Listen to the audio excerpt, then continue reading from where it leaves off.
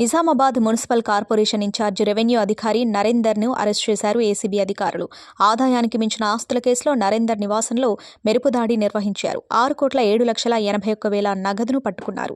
2,93,81,000 నగదు, భార్య తల్లి అకౌంట్లో 1,10,00,000 నగదు, 51 తులాల బంగారు ఆభరణాలు, 1,98,00,000 విలువ చేసే ప్రాపర్టీస్ను సీజ్ చేశారు. మున్సిపల్ అధికారి నరేందర్ బంధువుల ఇళ్లలో కూడా ఏసీబీ అధికారులు సోదాలు నిర్వహించారు.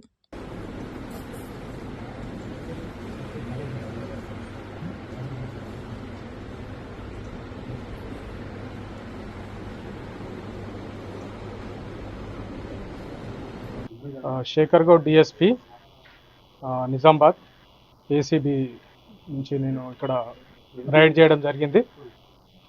ఏసీబీ డీజీపీ గారు అయినటువంటి సివి ఆనంద్ సార్ సమాచారం మరియు అధికారుల ఆదేశానుసారం ఇక్కడ నరేందర్ మున్సిపల్లో పనిచేస్తున్నటువంటి రెవెన్యూ ఆఫీసర్, అతని దగ్గర అక్రమ ఆస్తులు ఉన్నట్టుగా సమాచారం అందింది.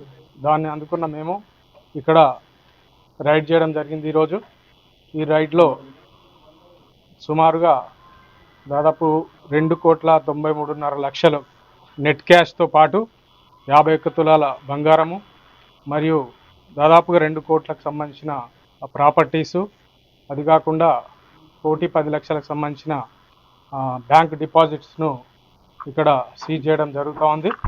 ఈ కేసులో మేము ఏసీబీలో నమోదు చేసి నరేందర్ ఎవరైతే ఉన్నారో అతను విచారించి అరెస్ట్ చేసి రిమాండ్కు తరలించడం జరుగుతుంది. ఇది మా సోర్స్ రిపోర్ట్ అంటాము.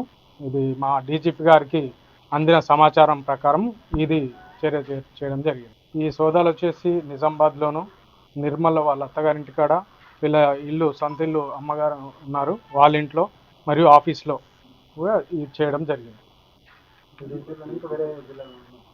నిర్మల్ జిల్లాలో ఒకటి చేసింది. అక్కడ ఏం దొరకలేదు. ఆఫీస్లో మాత్రం ఒక 90,000 రూపాయలు మాత్రం దొరికినాయి. మిగతా డాక్యుమెంట్స్ వివరాలన్నీ కూడా తదుపరి విచారణ అంతరం చేసిన తర్వాత అది ఇంకా తెలియాల్సి ఉంది.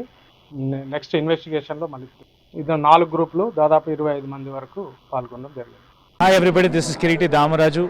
Like, share and subscribe to Saira TV. Oh, Saira!